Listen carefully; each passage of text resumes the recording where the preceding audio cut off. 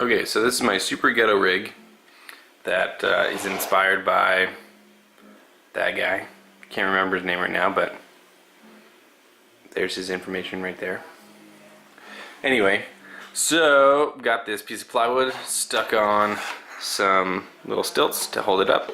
Got some lights behind it, and then these dowel rods are my registration, so everything stays in line. And then this acrylic, well, not acrylic, it's plexiglass, is just to cover up that hole so the light shines through. And then shine the light. So really get a little light table, basically. So let's get drawing. My brother shared the 1 hour flipbook challenge with me a little while ago, and now I'm finally getting around to trying it out. Andymation has an amazing video on this challenge, and he even makes some custom light tables for making flipbooks. It's really cool. In the past, making flipbooks as a kid, I always used packs of post-it notes, and I would always start at the bottom as my first page.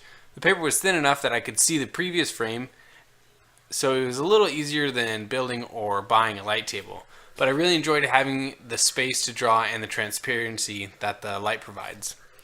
If you've never made a flipbook before, even if you don't know how to draw, I highly recommend it. It's a magical feeling seeing your drawings come to life.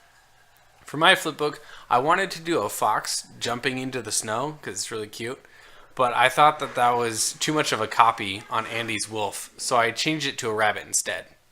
My favorite part is his little back legs kicking back and forth as he goes into the ground.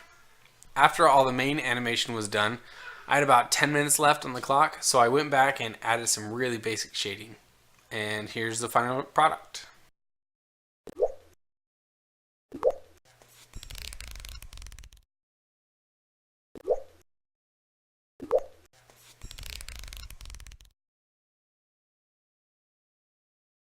Hey guys, thanks for watching my video. I got a joke for you.